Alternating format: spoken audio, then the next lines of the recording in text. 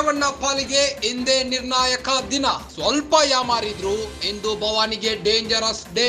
ಭವಾನಿ ರೇವಣ್ಣಗೆ ಮಹಿಳೆ kidnap case ಮುಳುವು. SIT ನಡೆಯಿಂದ ಸಂಕಷ್ಟದ ಸುಳಿಯಲ್ಲಿ ಭವಾನಿ ರೇವಣ್ಣ ನಿರೀಕ್ಷಣಾ ಜಾಮೀನು ಪ್ರಶ್ನಿಸಿ ಸುಪ್ರೀಂಗೆ ಅರ್ಜಿ. ಜಾಮೀನು ರದ್ದು ಕೋರಿ ಸುಪ್ರೀಂ ಕೋರ್ಟ್ ಮೊರೆ ಹೋದ ಎಸ್ಐಟಿ ಎಂದು ಅರ್ಜಿ ವಿಚಾರಣೆಗೆ ಕೈಗೆತ್ತಿಕೊಳ್ಳುತ್ತಿರೋ ಸುಪ್ರೀಂ ಕೋರ್ಟ್. ಈಗಾಗಲೇ ದೆಹಲಿಯಲ್ಲಿ ಬೀಡು ಬಿಟ್ಟಿರೋ ಎಸ್ಐಟಿ ಮುಖ್ಯಸ್ಥ ಬಿಕೆ ಸಿಂಗ್, ತನಿಖಾಧಿಕಾರಿ ಹೇಮಂತ್, ಸರ್ಕಾರಿ ಅಭಿಯೋಜಕ ಜಗದೀಶ್. ಒಂದು ವೇಳೆ ಜಾಮೀನು ರದ್ದುಗೊಂಡರೆ ಭವಾನಿ ರೇವಣ್ಣಗೆ ಸಂಕಷ್ಟ ತಪ್ಪಿದ್ದಲ್ಲ. ಜಾಮೀನು ರದ್ದಾದರೆ ಭವಾನಿ ರೇವಣ್ಣ ಬಂಧನ ಫೇಕ್ಸ್.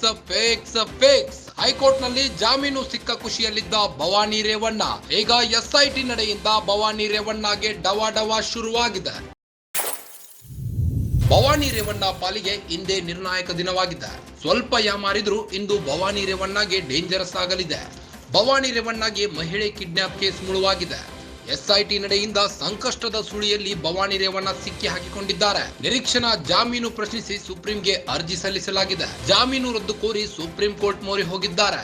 ಎಸ್ಐಟಿ ಜಾಮೀನು ರದ್ದು ಕೋರಿ ಸುಪ್ರೀಂ ಕೋರ್ಟ್ ಮೊರೆ ಹೋಗಿದೆ. ಇಂದು ಅರ್ಜಿ ವಿಚಾರಣೆಗೆ ಕೈಗೆತ್ತಿಕೊಳ್ಳುತ್ತಿರೋ ಸುಪ್ರೀಂ ಕೋರ್ಟ್ ಈಗಾಗಲೇ ದೆಹಲಿಯಲ್ಲಿ ಬೀಡು ಬಿಟ್ಟಿದ್ದಾರೆ. ಎಸ್ಐಟಿ ಮುಖ್ಯಸ್ಥ ಬಿಕೆ ಸಿಂಗ್, ತನಿಖಾಧಿಕಾರಿ. ಈಗಾಗಲೇ ದೆಹಲಿಯಲ್ಲಿ ಬೀಡು ಬಿಟ್ಟಿರೋ ಎಸ್ಐಟಿ ಮುಖ್ಯಸ್ಥ ಬಿಕೆ ಸಿಂಗ್ ಅವರು ತನಿಖಾಧಿಕಾರಿ ಹೇಮಂತ್, ಸರ್ಕಾರಿ ಅಭಿಯೋಜಕ ಜಗದೀಶ್. ಒಂದು ವೇಳೆ ಜಾಮೀನು ರದ್ದುಗೊಂಡರೆ ಭವಾನಿ ರೇವಣ್ಣಗೆ ಸಂಕಷ್ಟ ತಪ್ಪಿದ್ದಲ್ಲ.